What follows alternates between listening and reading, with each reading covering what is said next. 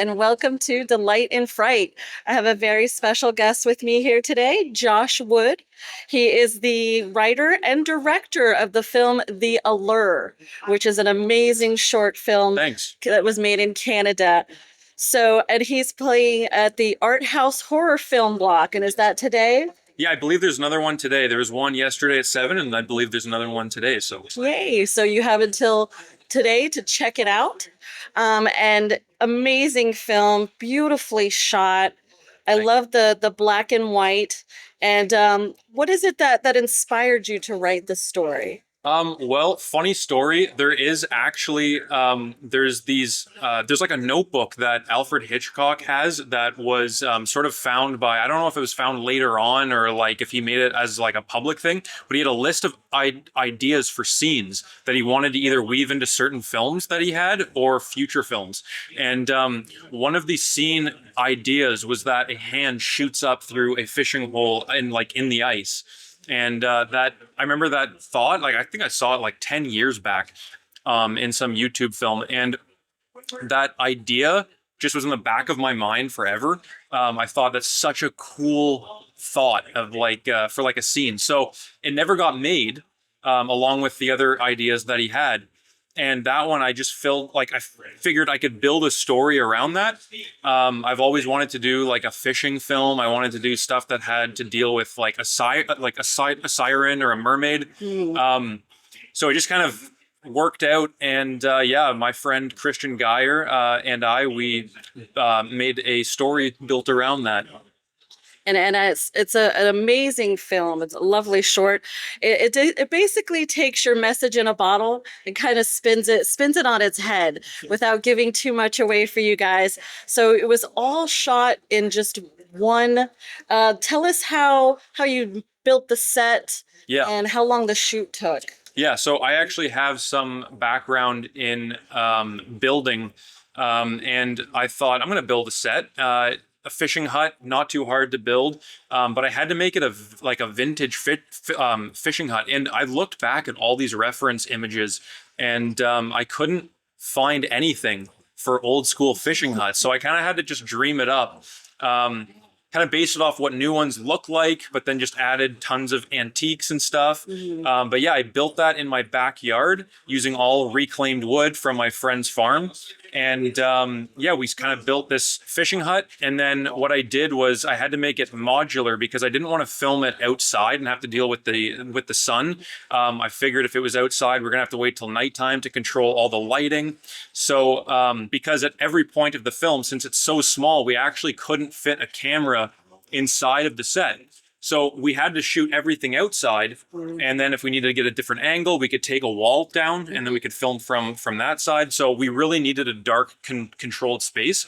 So I had to take it from my backyard. I actually made it so every wall can come off, and then I fit the whole thing on my truck, and I drove it over to my friend's farm, and we shot it in his barn. Nice. And so, yeah, we built this set. We put it up on stilts so we could get underneath of it for like all the water shots. We used a bucket from Home Depot, just a black one, and then shooting down, it looks like it's some huge abyss below. But yeah, no, it was a lot of fun making these sets. That was probably one of the most fun parts of the film, to be honest. Awesome. And the beautiful shot that you got overlooking the water with the reflection. How did you manage that? Yeah, so it was just a simple over the shoulder shot. But what we did was we had the water there, and we wanted to set up the lights in a way. So my director of photography, Steve Bagshaw, he set up all the lights, but he set it up in a way where we wanted to just have it in one spot. We weren't going to move it around.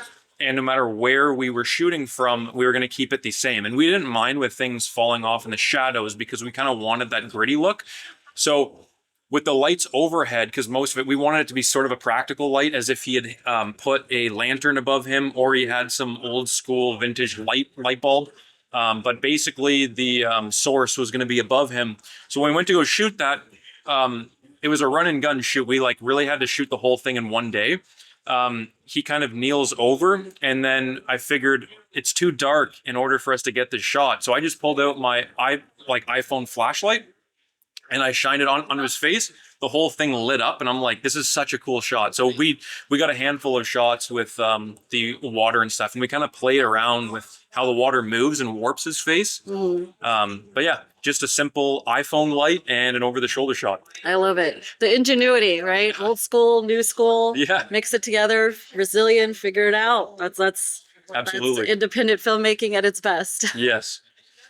So you were filming in Canada. Was it cold? What area of Canada were you filming in? So we were filming just kind of 2 hours outside of Toronto. Okay. So Toronto is like a fairly southern area of Canada. We get really hot weather in the summer, but really cold winters. So we get a good mix of everything. But this was in the middle of summertime. I've shot most of my films for some reason. I've shot all of them in the wintertime. And my director of photography, Steve, he was saying to me, man, you shoot everything in the wintertime. We just can't have one simple shoot where we can film with no snow. And so this was the first film, or one of the first ones that I shot with him, where we actually got to film in the comfort of summertime. But we had to make it look like it was the wintertime. So what we did for the ice was I just went to Home Depot, got myself some rigid foam, and I spray painted it. We played around with some of the spray foam to make it kind of lumpy. Do you use some of that Christmas spray? I did. But you know what happened is I was thinking I need to make it somewhat shiny or have like a texture.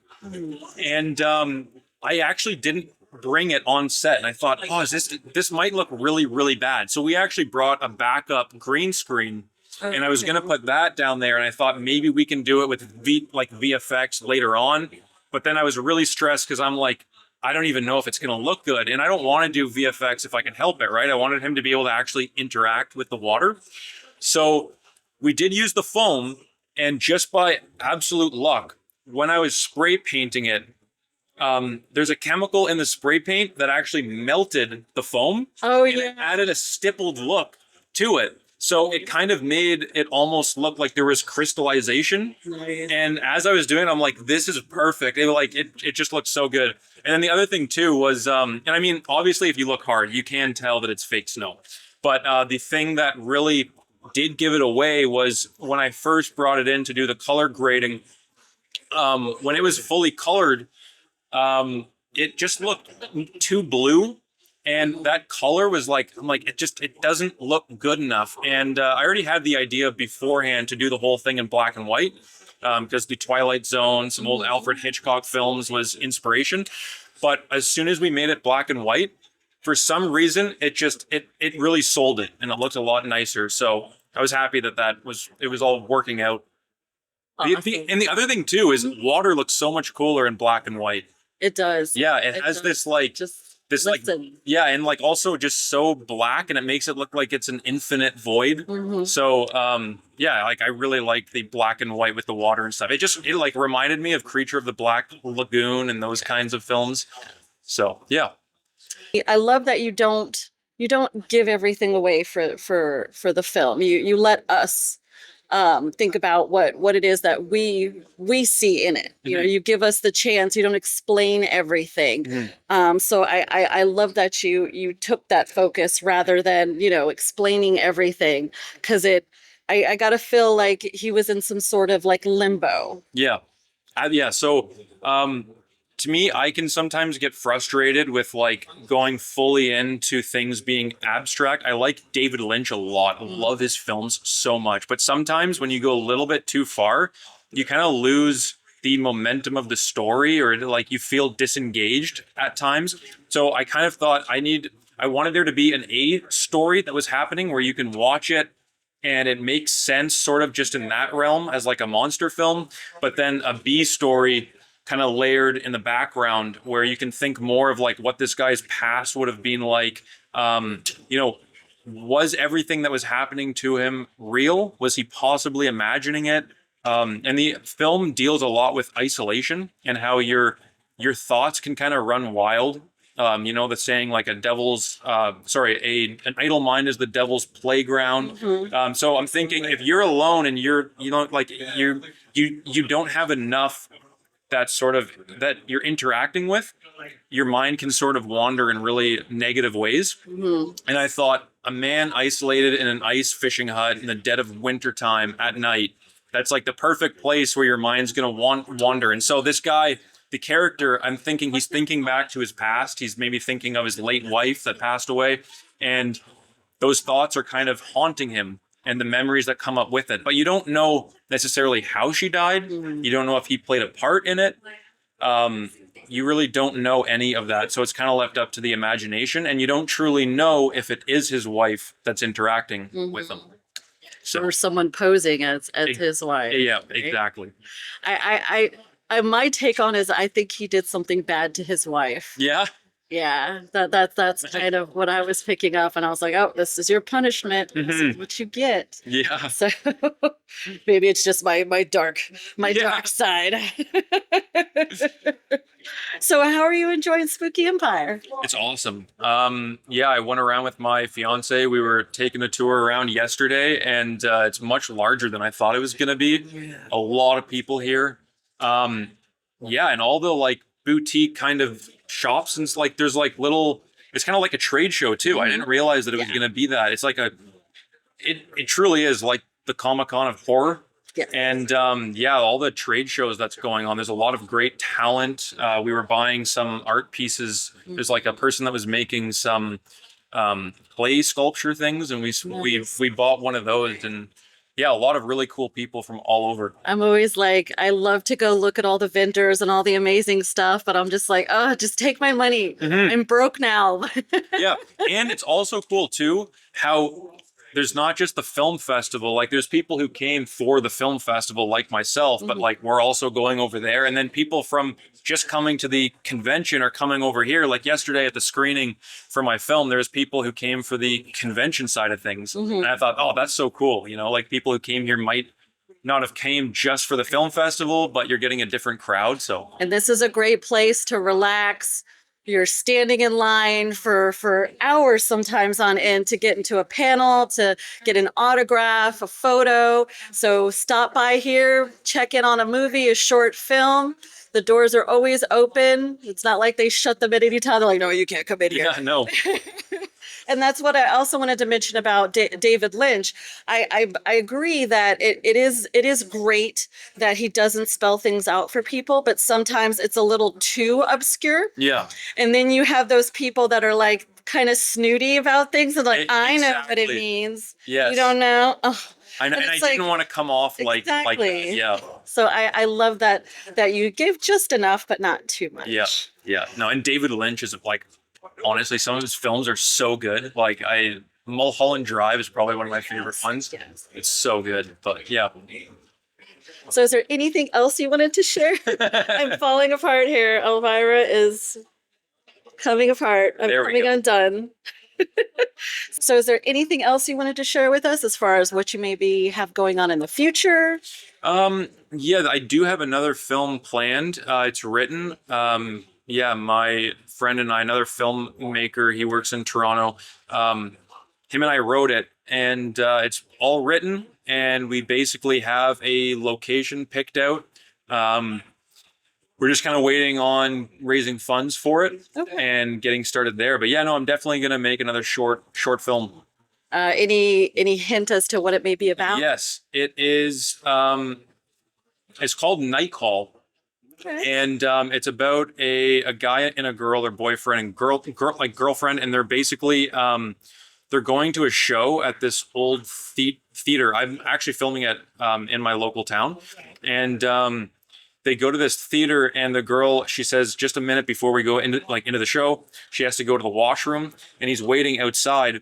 And this was also based off of I get a lot of my ideas from other filmmakers that don't actually make the films. So like they just like spitball like these ideas that they have, and they don't actually make them. So Stephen King, he said in an interview once, this idea of like people going into a bathroom, but they don't come back out. And so this boyfriend, like who's waiting for her, he can't go in because it's a girl's washroom. So he's like yelling in, she's not coming out. He has no clue what happened on the inside. And so, another person goes in, they don't come out either. So basically, this girlfriend gets lost in this bathroom, and the whole film, he's trying to figure out what's going on inside. Eventually, he does go in, and some really cool stuff happens inside of there.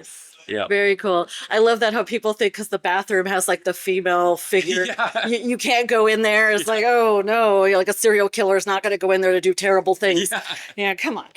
Yeah. So I love that you're kind of playing on that Mhm. horror. Like, oh no, will I ever see my girlfriend again? Yeah.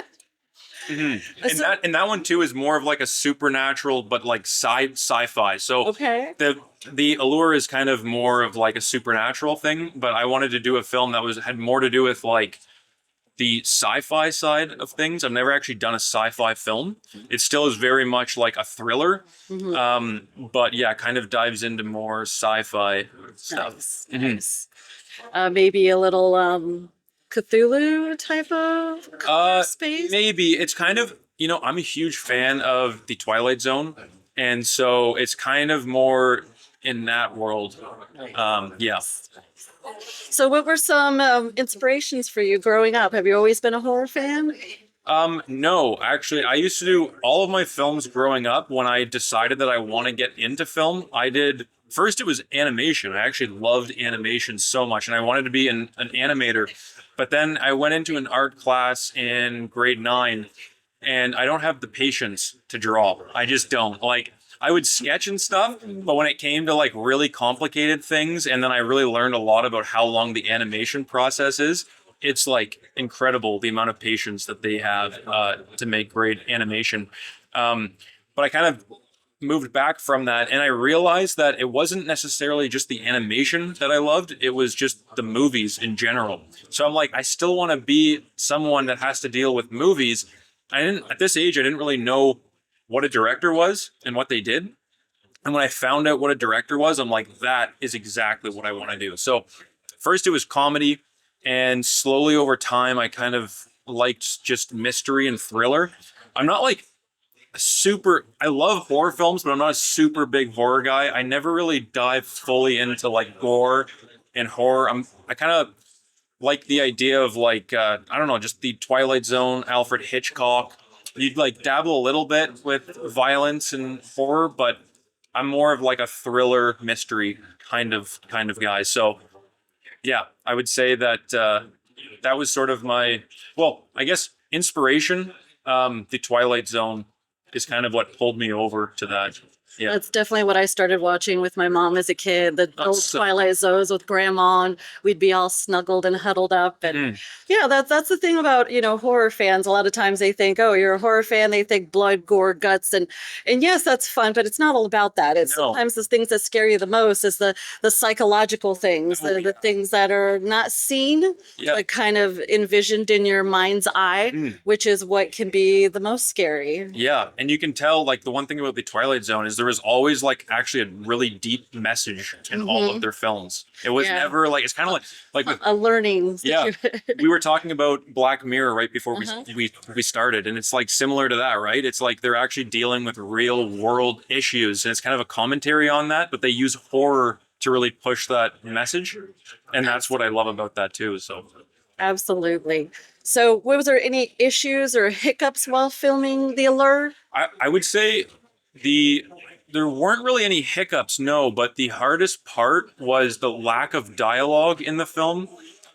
Filming something with no dialogue, like I thought maybe it would be easier, but definitely wasn't, because when you're doing a shot that takes place in one spot, it's all actions.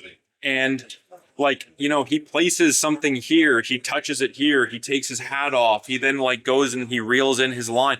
There's so much continuity that you have to think about. And as I was filming it, like I got scrambled so fast. I'm reading these script, and I'm like, wait, did he take his hat off at this point?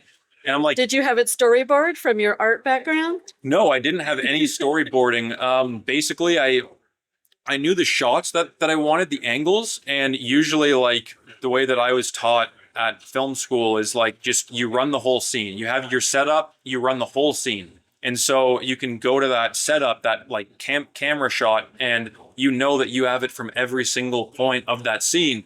but you can divide things up in chapters with the dialogue. So you can use the dialogue as the marker, right? And sometimes, like when you have a dialogue scene, there's not always necessarily tons of action happening. You might be sitting at like a table and you're just chatting. So the continuity isn't as hard, but since there's no dialogue, everything had to be told with actions, movements, facial expressions. And yeah, I just remember there was a point when I'm like, I don't even know if he had his hat on earlier or not. We had to go back and look at footage, but all the footage looked the exact same because it's in one shot, right? And there's no dialogue to know where we were. So it was like actually extremely hard to do that. But we ended up in the edit, I edited the film too. And in the edit, we were able to work around some of the continuity stuff. So Nice. You needed someone there taking careful notes with the continuity. it was such a small crew. We had none of that, but I wish that we did. Yeah, my mom always had such great attention to detail. Like when Beetlejuice came out, she noticed right away. He opened the can, he hands it to her, and she opens the can again as they're going up the stairs. Yep. And we were like, wait, what? Yeah. And there was a, pre-internet and all that, so we couldn't like spread the word, but it's just hilarious that, a lot of people have a very keen eye on these things. Oh yeah, that we don't realize, and then we're like, oh, dang it. Even just like a string of hair, like if your hair is tucked back and there's just like a string of hair, and then like every time it cuts back, it's either gone and then back and gone. Like that can be a nightmare to deal with. I mean, now we have VFX and all that, we can kind of paint it out, but still, like working on a low budget to have to do that can be really tricky. It's very time consuming, isn't it? Absolutely. To go back and do that. And you got to be a talented person too to do it and really sell it. So absolutely. So thank you so much, Josh. It has been such a pleasure, and your film is amazing. Everyone should check out The Allure. Have you done any other film festivals? Yes, I did. So I was just at the Hamilton Film Festival in Ontario. Okay. It was screening there. The Dufferin Film Festival, Ontario. Again, I won the Best Sound Award. That was back in the summer. Sault Ste. Marie, a lot of like Canadian film festivals. I was just at the Toronto After Dark Film Festival. Oh, cool. Which was so great. Oh, yeah. I'd love to definitely Blood go in the again. Snow, Toronto After Dark. Those are awesome festivals. Yeah. Yeah, I had another film that I made. One of my student films a while ago was screened at but that was back in COVID. So there was no going to the show. Like, this is my first time where I'm actually like able to travel around and go to all the festivals. But yeah, I got into Indie X too in Los Angeles. Okay. So The Allure was screened with that. Nice. And I always encourage everyone to, if you have that option to show your film virtually, definitely do so, because people like myself, we wish we had the money to go out and travel, but sometimes it's great to still be exposed to that, and then we can reach out on social media Absolutely. and tell you how awesome and amazing your work is. So thank you so much for joining us. And I want to show you how we say goodbye here at Delight and Fright. We're big Cthulhu fans. So we have a little Cthulhu. Got to get the tentacle action that go in there. Thank you, guys. Bye. Thanks. Hello, and welcome to a very special edition of Delight and Fright here at Spooky Empire Film Festival. I am with the very creative team that created Chuck's Fate. We have the director and writer and star, Kenneth Forrester, and his lovely wife, producer, Kaitlyn Forrester. And then we have director as well, Barna Lumpkin Jr. Thank you guys for joining me. You're welcome. So how are you enjoying Spooky so far? Having a blast. Oh yeah, it's lovely. I've never been here. We've submitted here and not been able to come. Finally, we're able to check it out. So Awesome. enjoying it. So their film is in the hilarious horror film block, rightfully so.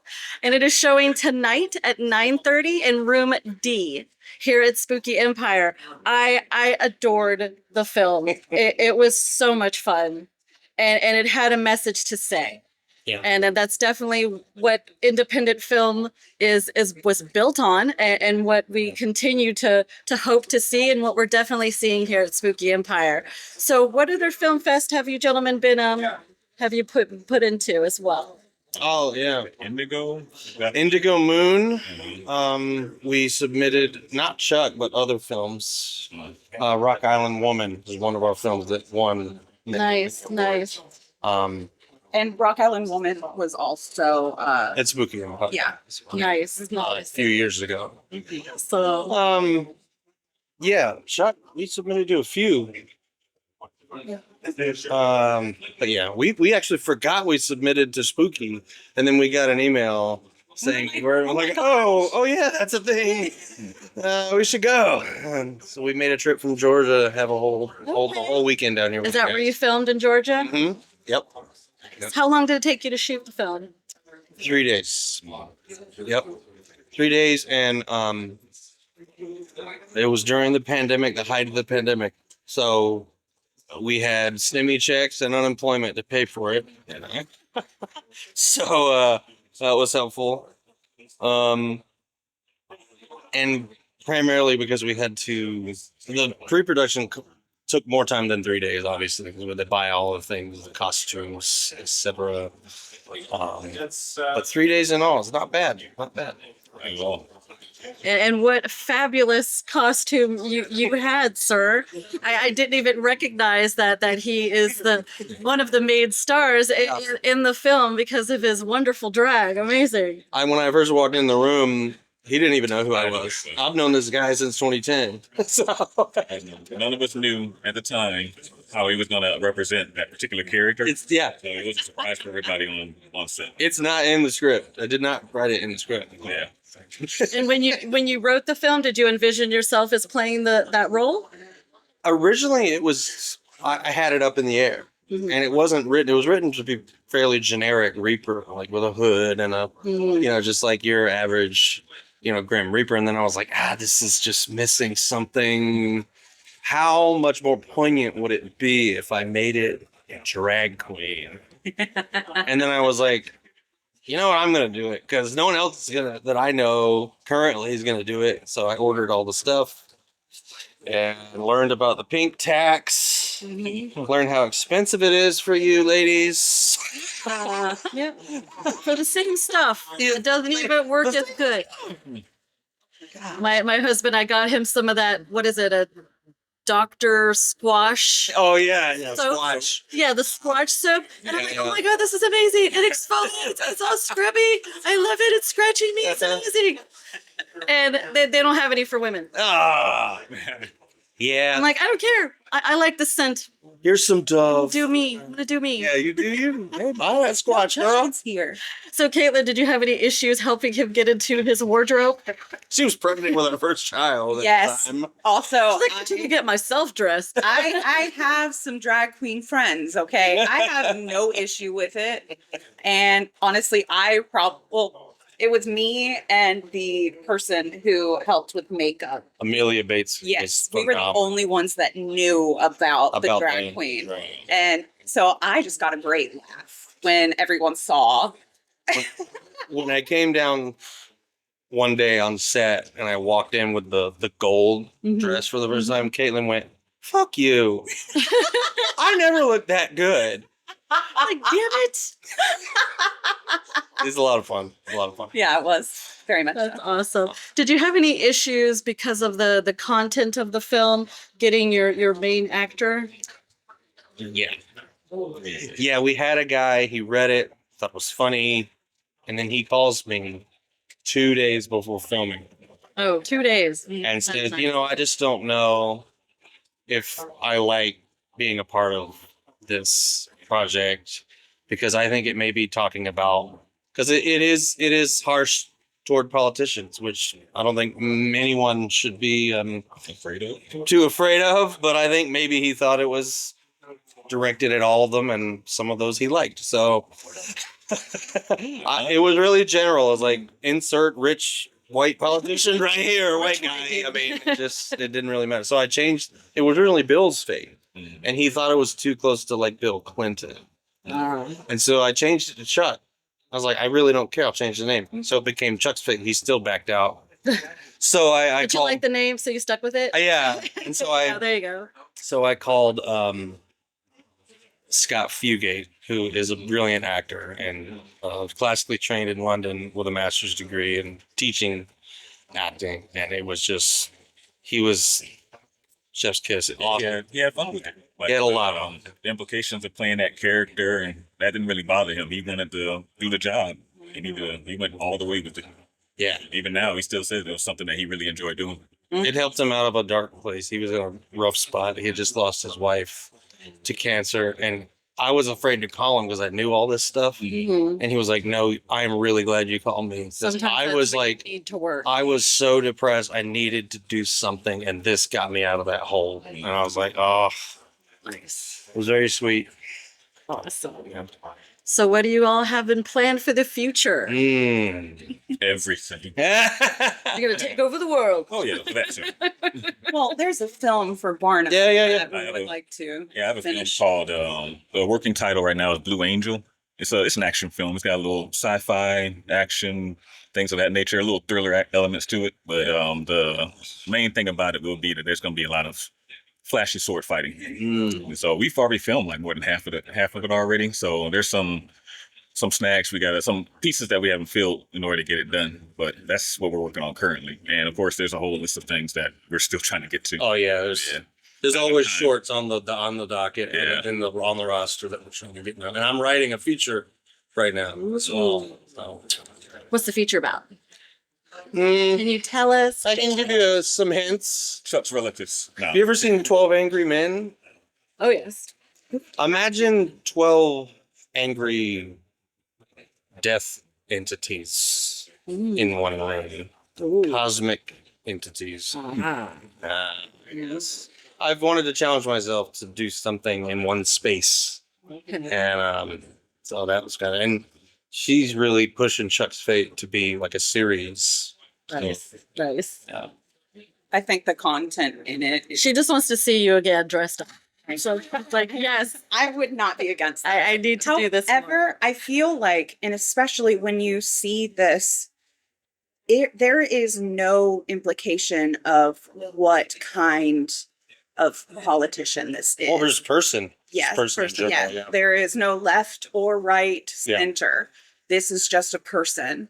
Yeah. In politics. Without giving away anything. Yeah. Yes, and I think it would be done really well if we could further this idea. I think it would be like an episode, some kind Yeah, of, each episode would be different. Yeah. Different person you're going after. or even like Different the short situation. series that we've seen recently where it's like only 4 or 6 Yeah. episodes of A it. mini series. Yeah, I think that would be excellent. Worst case scenario, they are having a drag show here tonight. Hey! I don't have my stuff. Yeah. Takes like 3 hours. I Anyway. know. Took 2 hours to become Elvira. What were you saying? Oh, I was saying, with considering all the things that happened in the last few months, we got plenty of material. Oh, it's to very, go- very relevant. Oh yeah. Chuck's Fate. We'd go after a lot of people. Yeah. Absolutely. Or, make metaphors about Maybe metaphors. Yeah. Something like Yep. that. Yep. Innuendos. Yeah. Yeah, for sure. I'm glad you liked the film. It was very fun and just a lot of pizzazz that Yeah. brought to it. Absolutely. Spirit. It was fun. Without giving too much away, guys, it has to do with, those who believe they can build their stairway to heaven, so to say. Mm-hmm. With Yeah, exactly. But just like I have the truth on my hand in Latin, I don't have justice because I believe justice happens in due time. I believe it's not up to me to dish that out. I believe good. the universe will take care of that. So let's just continue to hope for that. yeah. Just be out there pointing in the right direction. Yeah. Just a little bit. So what do you see in the future of independent horror in general? Horror Well, independent film. film. Yeah. I don't think it's going anywhere. It's I mean, the top dogs are throwing stuff on the wall looking for things that stick. So I think they're eventually going to find their way back to independent film anyway, because that's where all the creative things are happening. That's where all the new stuff is happening. I mean, even the stuff that made it big started in the independent circuit. well, and I think a lot of the stuff we're seeing that the big studios are making are just they're not very memorable right now. They're kind of just copies of Regurgitation. Regurgitation, but it's also it's a lack of the beauty of independent filmmaking is the lack of having a lot forces you to be creative, whereas these guys get so comfortable having millions of dollars to make something, they don't really think beyond, you know, beyond that because they don't have to worry about not having something. Just throw money at it. And they don't want to take any risks. No, And risks are so important. Absolutely. some of I'm hoping, things are going in a circle, right? I'm hoping there's going to be a resurgence at some point, like when the VHS tapes and everywhere, the mom and pop streaming. shops. Someone's got to replace streaming. What's it gonna be? Can we go back to Blockbuster? Yeah, Right? Right? I don't know. Not Blockbuster. See. The mom and pop shop. Yeah. Yeah. Because Physically talking Blockbuster, to someone. yeah, Blockbuster wouldn't carry a lot of things. That was the issue. That is true. That was the issue. And they put out the little mom and pops. Yeah, you got to They find. couldn't compete. You Yeah. had to find the niche films somewhere else. But it has been such a pleasure talking with Thank you. you so much. Appreciate it. Absolutely. And I want to show you how we say goodbye here at Delight, Okay. right? We are big Cthulhu fans. I see. Tentacle action. Tentacle action. Thank you. Bye. Hello and welcome to a very special edition of Delight and Fright. I am at Spooky Empire with two amazing film creators of Mr. Average. We have the writer-director Stephen Lancefield Hello. and actor Daniel Fox, all the way from the UK, from across the pond. That's right. So how are you liking it here at Spooky? Absolutely loving the festival and the whole convention. It's a really, really brilliant event. I think Alea and her team have done a fantastic job with the film festival. It's definitely one of the best film festivals I've been to. The quality of the filmmaking, just the way they take care of filmmakers, is absolutely brilliant. Does it feel like a family, right? It does. how I feel. I I think love that's the it. intention. It definitely comes across that way as well. It's you definitely feel cared for, and obviously we've come a long way for this, but we knew it was going to be good, and it has been absolutely brilliant. Awesome. So glad to have you here. Thank you. And the film was so much fun. I loved every minute of it.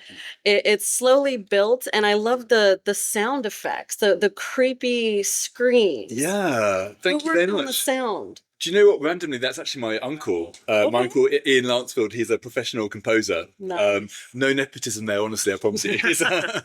But yeah, so he designed the kind of sounds of the kind of as a kind of men's scream, or almost this kind of hurricane type scream.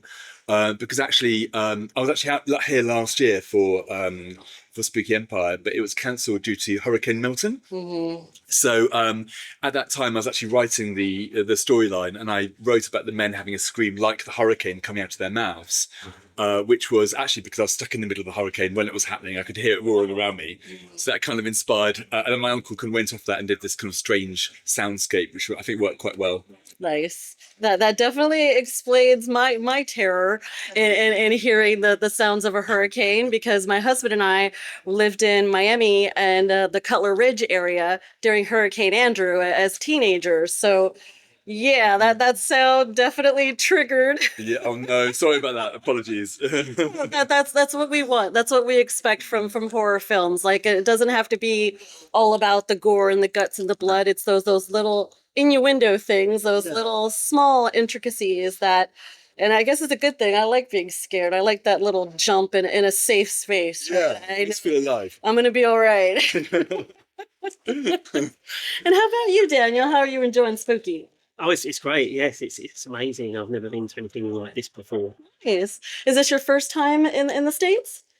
No, I've been 4 or 5 times Okay. before, but the first time I came to Florida was back in the last century. I came on an exchange trip, Okay. so yeah, very different now. Yes.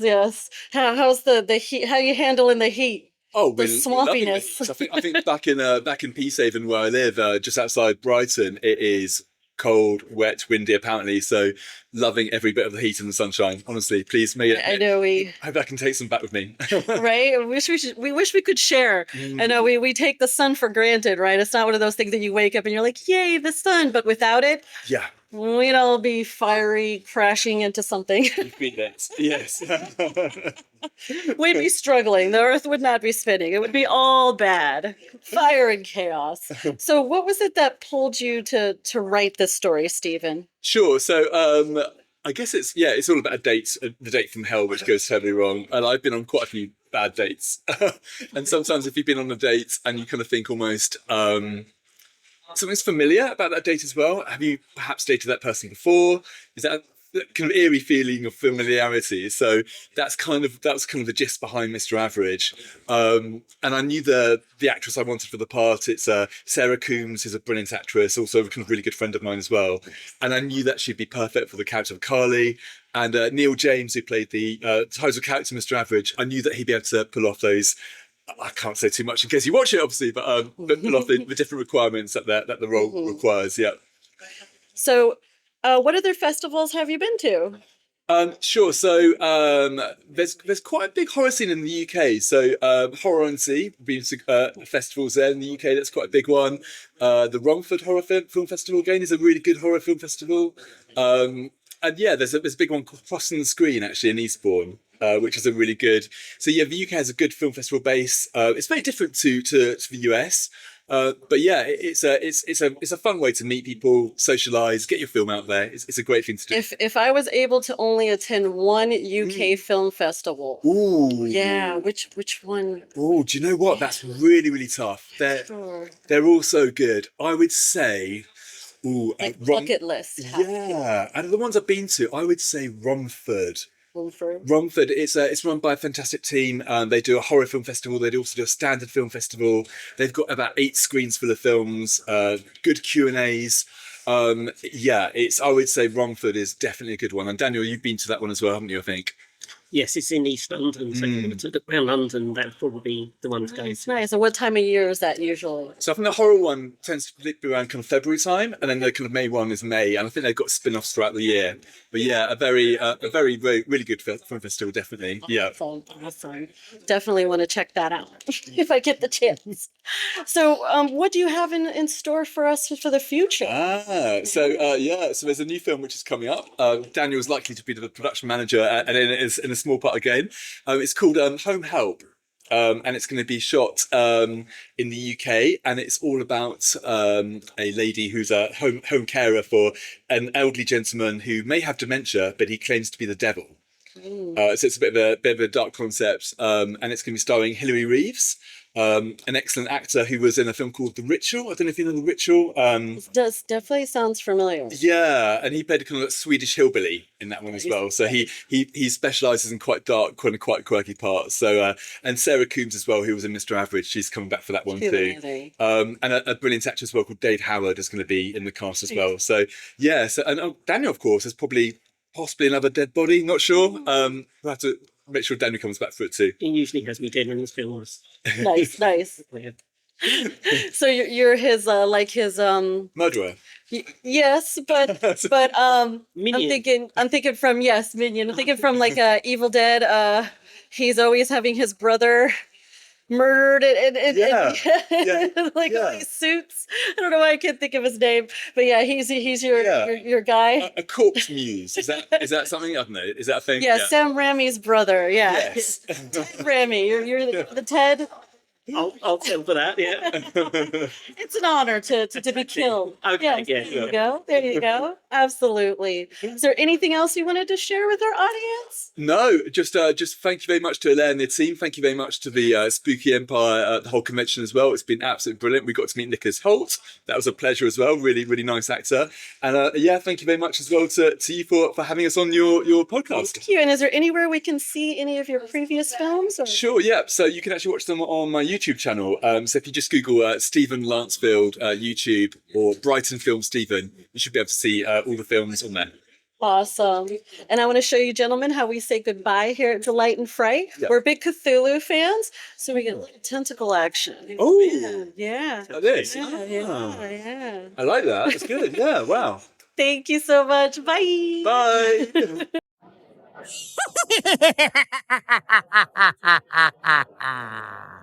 Hello, boils and ghouls. It's your old pal, John Kusier, the voice of the Crypt Keeper. And I want to thank you for listening to Delight and Fright with your hosts, Luna and Cat, a podcast for outcasts.